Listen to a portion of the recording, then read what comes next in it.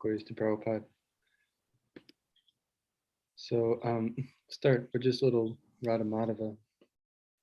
Then we'll go from there.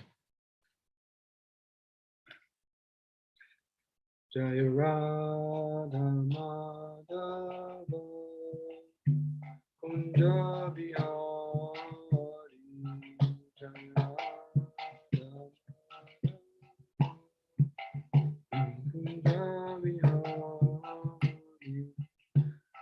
Gopi Janavallabha Girivardhari Gopi Janavallabha Girivardhari Yashodanandana Vraja Janaranjana Yashodanandana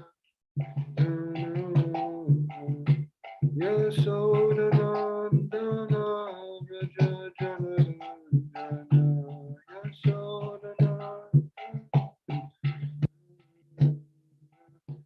Yamunatira Vanachari Vanachari Yamunatira Vanachari Vanachari Jaya Radha Madhava Kunja Bihari Radha Madhava Kunja Bihari.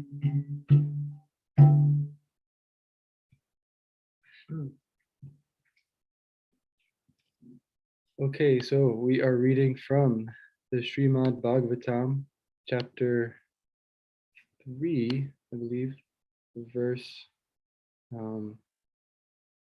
was it 36 10:3:26 26, yes. 10:3:26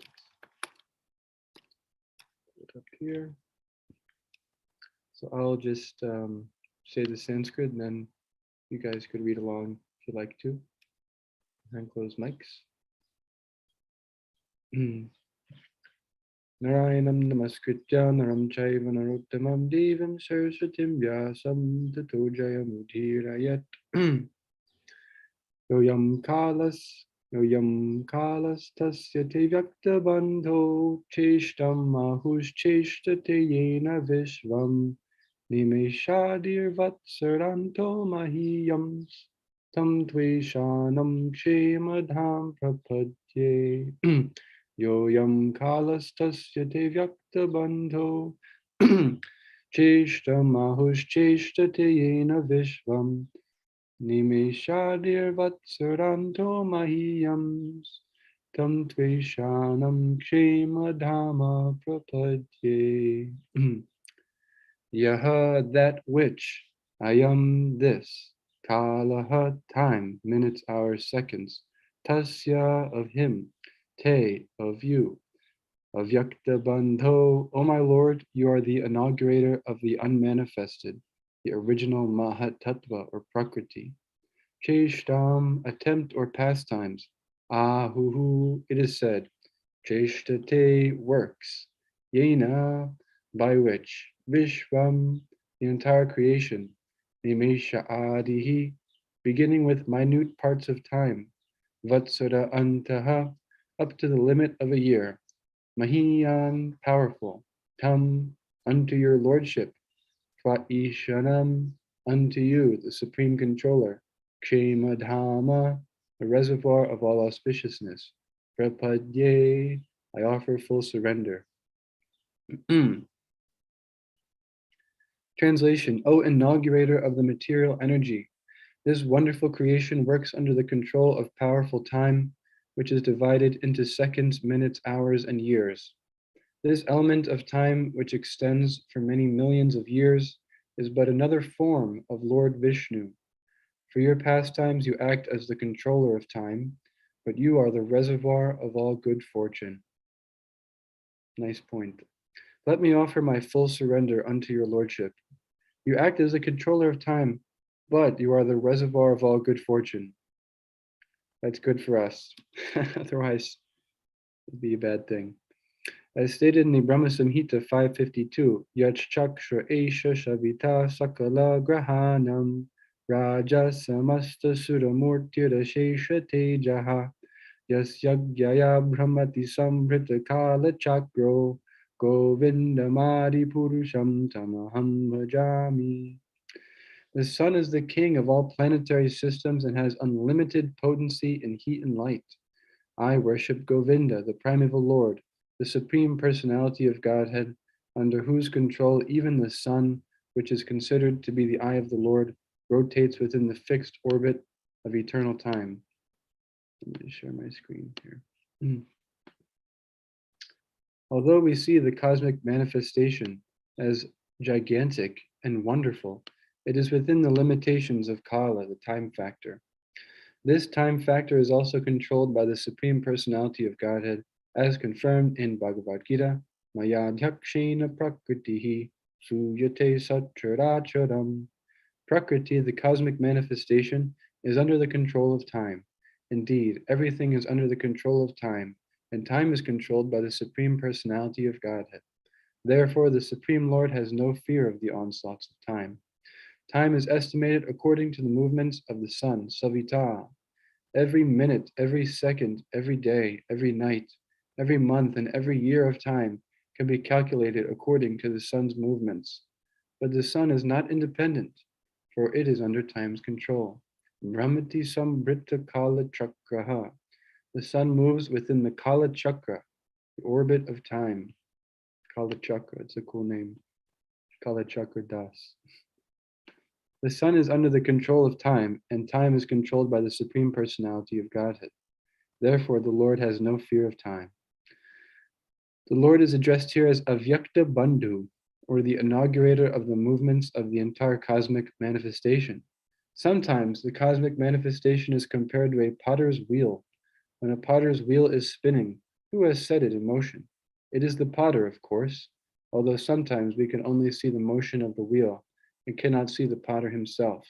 Therefore, the Lord, who is behind the motion of the cosmos, is called Avyakta Bandhu. Everything is within the limits of time, but time moves under the direction of the Lord, who is therefore not within time's limit. Om Jnana Timirandasya Gyananjana Shalakaya Chakshurunmilitam Yena Tasmai Shri Guruve Namaha Shri Chaitanya Manobhishtam Stapitam Yena Bhutale Swayam Rupa Kadhamayam Padati Swapadantikam Vandeham Shri Guru Shri Yuta Padakamalam Shri Gurun Vaishnavamscha Shri Radha Krishna Padan Sahagana Lalita Shri Vishakan Vitamscha He Krishna Karuna Sindho Dina Bando Jagatpate Gopesha Gopika Kanta Radha Kanta Namostute Tapta Kanchana Gaurangi Radhe Vrindavaneshwari Vrishabhanu Sute Devi Pranamami Hari Priye Vanchakalpatarubhyascha Kripa Sindhu Bhyevacha Patitanam Pavanebhyo Vaishnavebhyo Namo Namaha Jai Shri Krishna Chaitanya Prabhu Nityananda Shri Advaita Gadadhar Shri Vasari Gaura Bhaktivinoda Hare Krishna Krishna Krishna Hare Hare Hare Rama Rama Rama Hare Hare. Well, thank you for having me, Nanda Bihari, Prabhu. Always so nice to be here. I apologize to the Bhakti Center in-person crew for not being there in person this morning. It's been a long week and weekend, but I'm happy to be here with you all and everybody virtually. Before we get started, I was just struck by this part in Prabhupada Lilamrita. It's a short little section, but I thought I'd set the mood, set the tone with this little reading here. This is right before he left for America. He had only a suitcase, an umbrella, and a supply of dry cereal. He did not know what he would find to eat in America. Perhaps there would be only meat. If so, he was prepared to live on boiled potatoes and the cereal. His main baggage, several trunks of his books, was being handled separately by Scindia Cargo. 203 volume sets. The very thought of the books gave him confidence. When the day came for him to leave, he needed that confidence. He was making a momentous break with his previous life, and he was dangerously old and not strong in health. And he was going to an unknown and probably unwelcoming country. To be poor and unknown in India was one thing. Even in these Kali Yuga days when India's leaders were rejecting Vedic culture and imitating the West, it was still India. It was still the remains of Vedic civilization. He had been able to see millionaires, governors, the prime minister, simply by showing up at their doors and waiting. The sannyasi was respected. The Srimad-Bhagavatam was respected. But in America, it would be different. He would be no one, a foreigner. And there was no tradition of sadhus, no temples, no free ashrams. But when he thought of the books he was bringing, the transcendental knowledge in English, he became confident. When he met someone in America, he would give him a flyer. Srimad-Bhagavatam, India's message of peace and goodwill. It was August 13th, just a few days before Janmashtami, the appearance day anniversary of Lord Krishna. The next day would be his own 70th birthday. During these last years, he had been in Vrindavan for Janmashtami. Many Vrindavan residents would never leave there. They were old and at peace in Vrindavan. Bhaktivedanta Swami was also concerned that he might die away from Vrindavan. That was why all the Vaishnav sadhus and widows had taken vows not to leave, even from Mathura, because to die in Vrindavan was the perfection of life. And the Hindu tradition was that a sannyasi should not cross the ocean and go to the land of the Malechas. But beyond all that was the desire of Srila Bhakti Siddhanta Saraswati, and his desire was non-different from that of Lord Krishna. And Lord Chaitanya Mahaprabhu had predicted that the chanting of Hare Krishna would be known in every town and village of the world.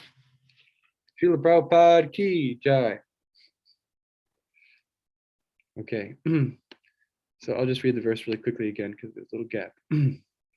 O inaugurator of the material energy, this wonderful creation works under the control of powerful time, which is divided into seconds, minutes, hours, and years.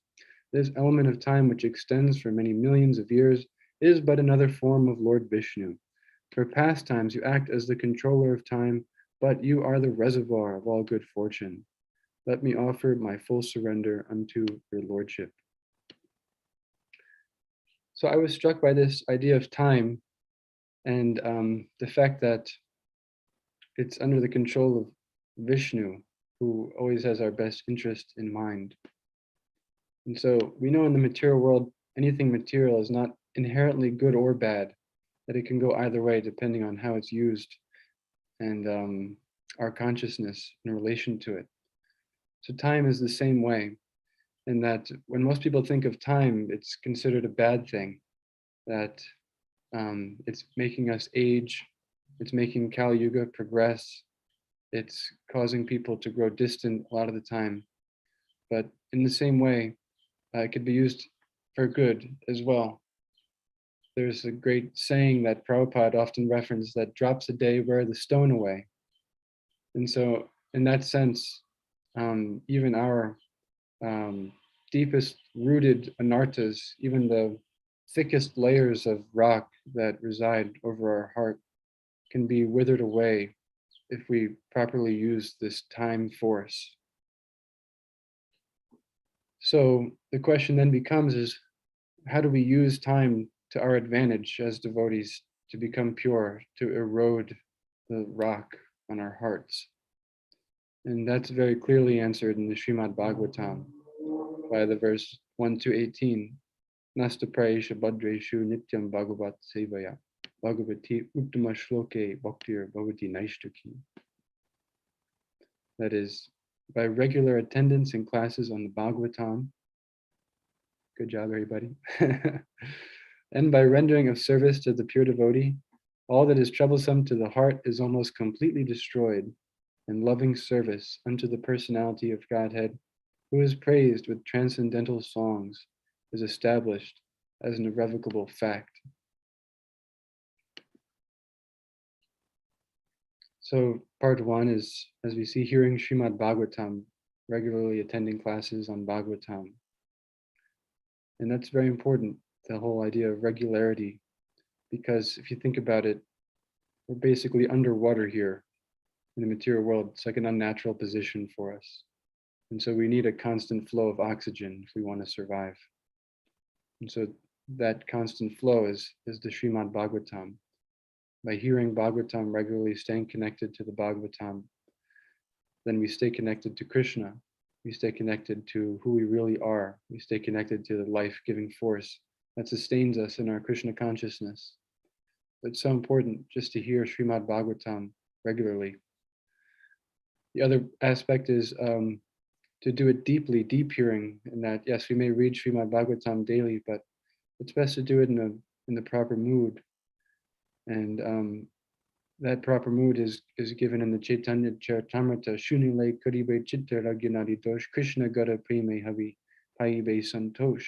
That simply hearing submissively will free one's heart from all faults of ignorance, and thus one will develop deep love for Krishna. This is the path of peace. So this idea of hearing submissively with sincerity, with deep attention, drinking it in, asking questions too. Submissiveness doesn't necessarily mean that you're just accepting everything with blind faith, but you're accepting it as divine, whatever it might be that you read in Srimad-Bhagavatam. Anything we don't necessarily understand, we're asking questions about it to the right people. And by that process, we gradually deepen our bhakti, which is a subtle thing. It's in the heart, right? It's not just like knowledge, but it's actually an awakening of something divine within us. But the fact is that Srimad-Bhagavatam is itself divine. And so by regularly hearing it, then everything that's in the heart that's preventing that divine force of bhakti from surfacing is gradually eroded, and we become completely spiritually enlightened. The other aspect is rendering service to the pure devotee. That should be also regular. It's very important to find a spiritual master who we can dedicate our lives to. It provides a kind of focal point to all of our activities, which they can all be centered upon. And that way it gives our lives balance, and it gives us a strong sense of direction of what to do in life. Prabhupada said all feelings of despondence or dejection are due to a lack of a clear goal or a mission. And so the spiritual master gives us that. He gives us that mission. He has a certain mood himself, and if we can mold our lives to his mood, to his mission, and to his vision, then we automatically feel a deep sense of purpose and of knowledge of what to do, when to do it, how to do it. And if there's ever any doubt, then we can simply ask him or ask those who are close with him. So it's very important to find someone who we consider who is a bona fide spiritual master, and then to mold our lives to their desires. So then the question is how to find a bona fide spiritual master, and Prabhupada gives a very clear understanding as well of who is bona fide. There's two specific symptoms that are mentioned. One is steadiness, someone who's not going away, that has made it clear that they're here to stay, and that they're following the principles in a very sincere and powerful way. And the other is Mukhya Prasad, which means they've completely given up any tinge of desire to criticize others, right? Because that's kind of a symptom of the material world, that you have this desire within you to compete and to one-up other people. But someone who's completely free from any kind of material tinge will be free from that desire. And as a result, they'll never feel a kind of pull to put others down. Of course, from time to time, it may be required that one speak out and inform others of what the right thing to do is, but it's never done in a mood of competition. It's actually done in a mood of service. So then once we find this bona fide spiritual master, then we have to serve them. And then it requires some grit. I remember Adipurush Prabhu once told me, first you find out what you're supposed to do in life, then you start doing it. And then you do it for a long time. You just put in the years, days, day after day, serving. And then like that, day after day, we understand drops a day, wear the stone away. So eventually we'll get to this point of, okay, I found my spiritual master, I'm initiated by him, he's given me this service, and now I just have to do it. Now I just have to dedicate myself to that service and put in the years. And while that may sound like a kind of dry process, in that, okay, everything else is, all the big hurdles have been crossed, the new places to reach have been reached. Actually, the idea of carrying out the order of one spiritual master and doing this service is extremely dynamic and extremely enlivening, in that we can always better our service. We could always be looking for ways to more deeply please our spiritual master and more perfectly carry out the service that's been allotted to us. And by that act of kind of living on the edge, then we remain always in this kind of fire of purification that warms us and keeps us feeling inspired. But along the way, Krishna will also show us the gunk in our heart. And that also requires some enthusiasm to get through. But we should understand that as it's saying here in this verse, that Krishna is in charge of everything. And as time goes on and things are revealed to us, we should understand that Krishna is the one revealing them, and they're ultimately being revealed for our benefit. And so if we can come to that understanding that these things that are popping up in our sadhana, in our day-to-day lives that maybe aren't so savory, are Krishna's will, or Krishna's arrangement, so that we can rectify them and ultimately come closer to him, then it helps us enter into an even more personal relationship with Krishna, because we're realizing that he's there with us at every single moment and overseeing our growth in his loving service. And so in that sense, even another thing that could feel a little dry becomes really nectarian, because we're seeing that Krishna is directly here and he's showing me the things I need to work on.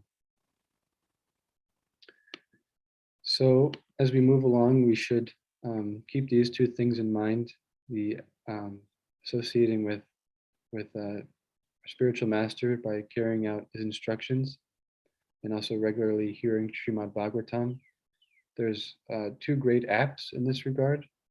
One is BVL, the Bhaktivedanta Vedic Library, that has Srila Prabhupada's books in audiobook form, all of them.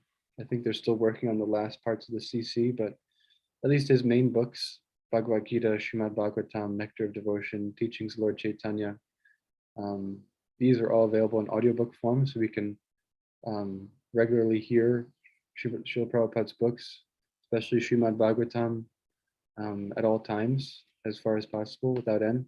It even has a sleep timer, so you can listen to it as you fall asleep and keep the vibration going as you enter the dream world. And the other app is Be a Sage Page by Page, that shows you how many pages you need to read of any of Srila Prabhupada's books a day to finish them. And so if you get on a regimen of reading a certain number of pages a day, then you can very systematically work your way through Srila Prabhupada's books and just stay plugged in like that.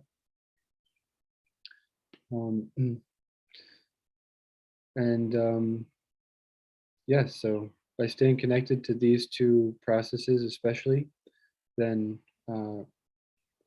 we steadily make progress in devotional service. These drops that we let fall on the stone-like layers of our hearts gradually wear them away, and we become less and less numb to Krishna's presence in our lives. And we forge a deeper and deeper relationship with him. So now I'll open it up. If anybody has any questions, comments, testimonies, we would love to hear from you. I just wanted to appreciate Adipusha Prabhu's secret that he revealed to you. Find out what you're supposed to do and put in some years. I really liked it. It's really, Adipusha Prabhu is a transcendental hacker. He hacked the system. Yeah. Put in the hard work and just be steady. Oh God, what's that? What happened? Akashvani is happening, Adipusha Prabhu. Yes. Yeah. Spiritual life. Thanks again for a great class. I was just wondering when you said about, not criticizing all, what if you think someone is going on the wrong path, isn't doing something correct, like violating one of the 4 principles? So how do you deal with that if you're not supposed to criticize? We're not supposed to deal with it. It's meant to be for senior people, unless we're in a special position. If someone views us as an authority to them and they respect us as someone who can instruct them, then in that case, then we may be empowered to correct them. But for the most part, we're meant to bring it to higher authorities, people who the person themselves respect as someone they would take instruction from. Otherwise, it just becomes an argument and it leaves a bad taste in everyone's mouth. But in that case, if we have a friend, say, or someone who we are in a senior position to that views us as someone they respect and as an authority, and it's very important to ask ourselves before we bring it up, are we about to make a point or are we about to actually try and make a difference? Because if we're just trying to make a point, then it's going to come off really sour. And actually, that's not the right way to handle it. We're meant to actually address any given situation with love for the person and with a deep respect for them. So those are some thoughts. But yeah, for the most part, like you see on Facebook so much, people getting into arguments, trying to correct one another and bring each other down. That's obviously not the right way to handle that kind of thing if something's wrong. Because I mean, who am I to say what's right, what's wrong? But at least we can see. It doesn't seem like anybody's having any revelations on Facebook argument threads. It's more just endless arguing and bitterness, and then it ruins your rounds, and then you commit offenses, and you get dragged even further away from the truth, whatever it might be. And so, best to take it upstream to somebody who is advanced and who is viewed by the given person as someone they respect, as a respected authority, and they'll take care of it. But yeah, it's best not to get involved in that stuff so much, except special cases. Hare Krishna. And Andrea she has her hand up.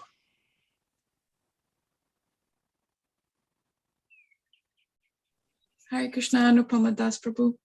Thank you so much for the class. The 2 really big takeaways that I got from your class, which I actually drew little doodles of because that helps kind of have it stick in my head, is I love the visualization of the drops of sadhana, just slowly like dropping down on, and then I just imagine like this rock with like the heart in the middle of it, and it's just slowly wearing away.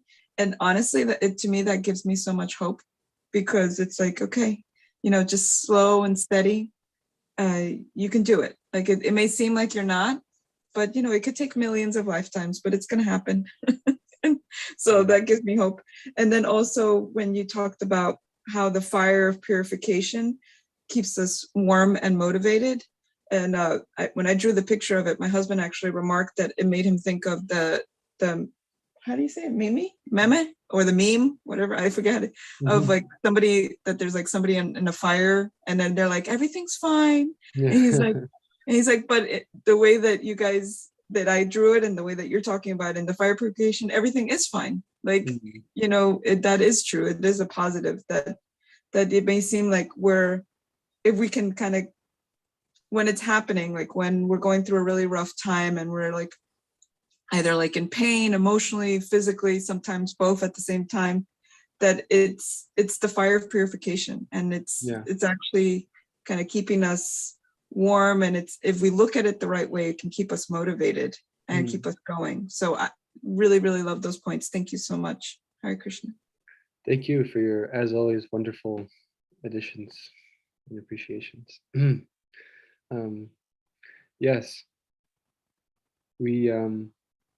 It's nice. Krishna consciousness is such a personal process. So it's all about our upline, like who we're connected to. It's not about what we know as much as who we know. And so if we can make a lot of noise for our spiritual master, bona fide representative of Krishna, for Srila Prabhupada, if we can somehow or other show them that we're ready to fully surrender to their mission and dedicate our full lives to pleasing them, to their service, even if it's artificial at first, then by their desire, we can be completely purified in a moment, right? Because Krishna is in control. And so if he wants, he can completely pull back the curtains, as many of us would probably have experience of. Maybe I'm not the only one.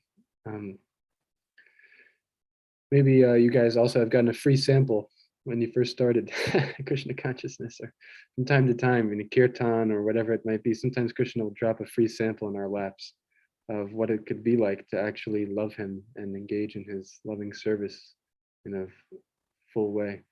And so that proves, though, that yes, Krishna can, if he wants, just completely purify us and pull back the curtains. Narada Muni is a great example I spoke about in the last class, who he was serving the sages. He had pleased the sages who were staying at his mom's place. And by pleasing them and by his sincerity, then Vishnu appeared to him. He just decided that he was going to bypass all the formalities and reveal himself to him. So Krishna can do that if he wants. So it really comes down to us and the intensity with which we attempt to please his dear devotees. And by their being pleased and by their desire, then Krishna can become motivated to give us inordinate grace. Thank you. Adi Purushru? Yeah, you're making a really important point about not only what to do, but that you're actually doing it for someone. Who you're doing it for. That relationship with the spiritual master gives us direction and motivation, and it's an offering to a person. Really nice. I was really surprised about these last few verses. Mother Devaki is speaking, and there's a back and forth when Yogamaya, under the influence of Yogamaya, Mother Jasoda and Mother Devaki, they're thinking, if I don't feed Krishna, he'll die. So the whole relationship between mother and child is, you just completely forget that Krishna is the Supreme Lord. But there's a back and forth here. Mother Devaki, although she's in the mother relationship, she's spending a couple of verses just speaking about the power of the Lord and the extent of his, controlling the time factor. And wow, that's interesting to see that she's stepping out of that relationship with mother and stepping into like an awesome glorifying the Supreme Lord and Krishna and his qualities as God. Mm. And you don't expect that, but that happens a lot in Krishna Lila. Yeah. I guess it goes to the Goloka Vrindavan, where everything's manifest there. It's like the full manifestation of all of God's opulence. And so even like Aishwarya Bhav is sometimes displayed there in a kind of subdued way. This is in Mathura, I guess, but we see it also in Goloka Vrindavan with Nagapatnis, and even the gopis sometimes will talk about how glorious Krishna is in a more kind of Aishwarya sense. Thank you. Anybody else?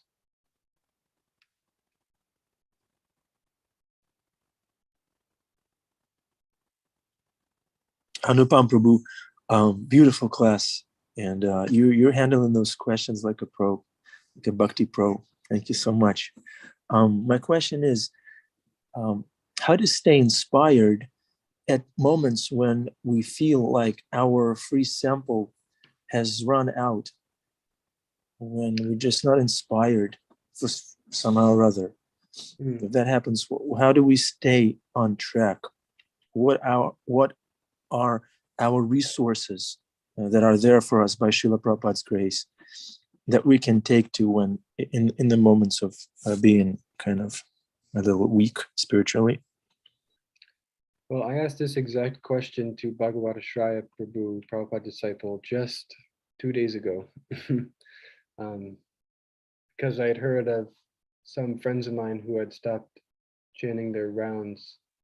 And I got kind of scared. I'm like, okay, well, I feel okay now, but what to speak of 5, 10, 20 years from now? Like, how can I make sure that I stay okay and like inspired?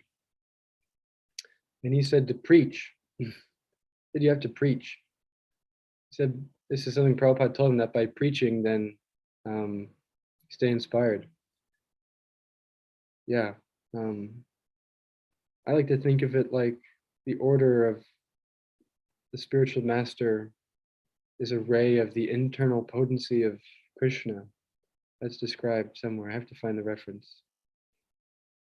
And so by staying connected to Lord Chaitanya's order given to us through parampara, to tell everyone we meet about Krishna, or at least to make a really strong effort to tell others about Krishna, then we stay connected to Krishna's internal potency and stay inspired in that way.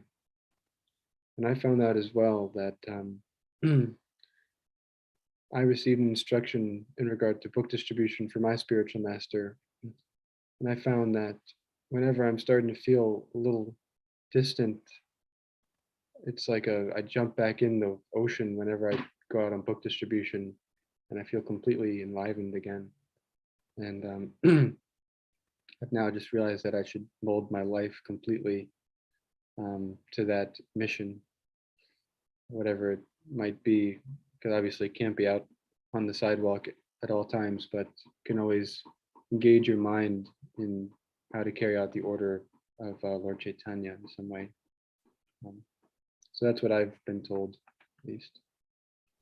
Beautiful, Anupam Prabhu. Do you feel inspired when people disregard you or ignore you or yell at you? I feel ecstatic. Yeah. Srila Bhaktisiddhanta Saraswati said that everyone who when somebody rejects you, when you're trying to tell them about Krishna, it gives you chid rakta for your chit sarira, which means it gives you spiritual blood for your spiritual body in the spiritual world. So it's all grace. Okay, Angelika followed by Bhima Prabhu.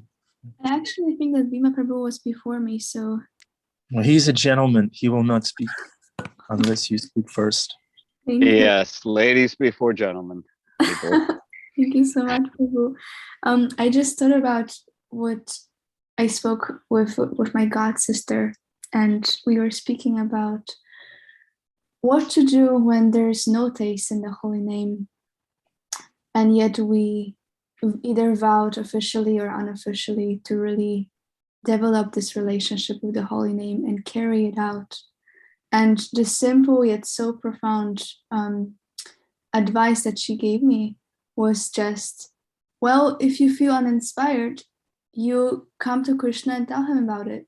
Just saying, well, actually, I am not really wanting to chant my rounds right now, but I will still do it because I value our relationship. And hopefully, maybe if I focus enough, you will bestow your grace upon me and I can have a little bit of taste. And I found that to be really beautiful because that's really the relationship that I mean, you are married, so you probably know that in travel, the perfect thing is to actually run towards each other as opposed to away from each other. Because if it's closing the door in front of the other person and just going on our own, that's not really a relationship. That's just escapism. So that's what came to me, and I wanted to share it. Hare Krishna. Thank you. That's beautiful. It's nice to remember that Krishna is a person, and yet we can have a personal relationship with him. And if we couch our bhajan, our chanting, and our daily activities in that way, then it really adds a lot of flavor to them. And yes, Prabhupada also said that, I believe I mentioned earlier, all forms of despondence or feelings of lacking are due to lack of a mission. That even when the bad days come, if we have a mission, then it pulls us through, because anyway, we're too busy to dwell on the bad stuff or whatever feelings of despondence or depression there might be. And so they're just kind of there, but they don't pull us down so much. And then before we know it, then we're back in the ecstasy, or at least the satisfaction of Krishna consciousness. So I think that's a big part of why the movement was so successful back in the 70s and late 60s, because there was this very strong missionary spirit. Everybody was on a mission, a really powerful mission to please Srila Prabhupada. And so everybody was ecstatic because they didn't have time. There's like some kind of folk song. It's like, we'd like to be unhappy, but we just don't have the time. So if we could stay in that fully engaged mode of carrying out the mission of Lord Chaitanya, then we'll always be happy. Look at Adi Purushru, he's always happy. Look at him, he's ecstatic always. And Nanda Bihari Prabhu also, always smiling and having a great time. Because yeah, if we can plug into that mission, then we'll always be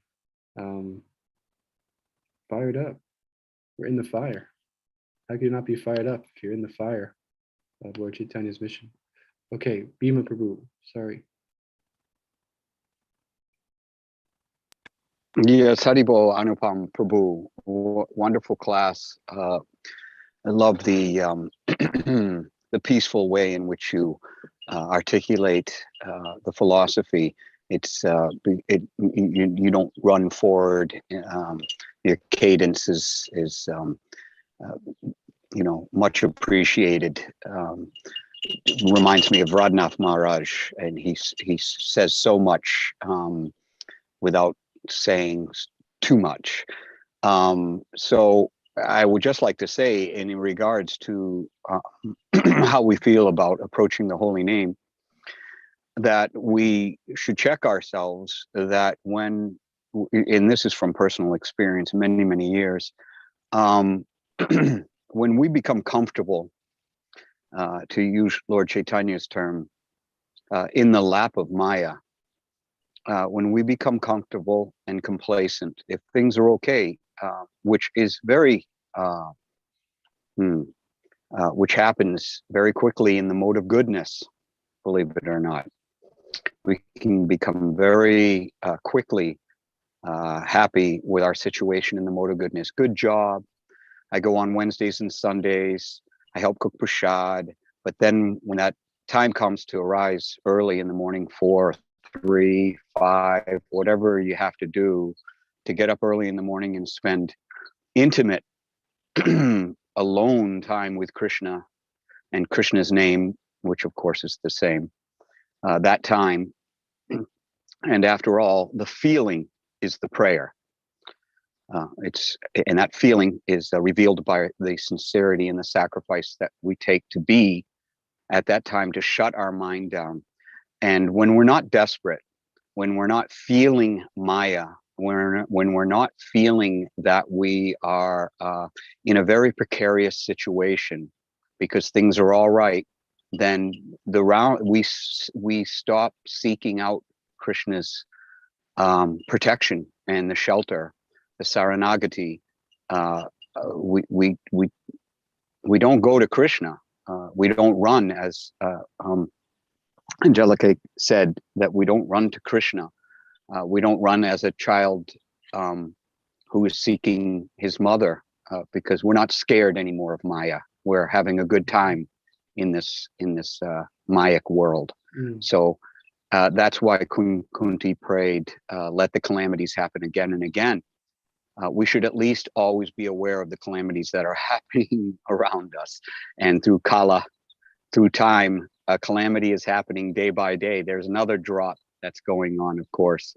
We have the drops of sadhana. We also have the drops of time that should be reminding us that time is running out and that we need to start running towards Krishna, vis-a-vis chanting the holy name more sincerely. Hare Krishna. Haribol, thank you, Bhima Prabhu. And thank you, everybody. Thank you, Anupam Prabhu. What are those two apps that you mentioned, especially the one in the audio format? EVL, as Henry Prabhu mentioned, Bhaktivedanta Vedic Library, and then BSH page by page, as Andreas said.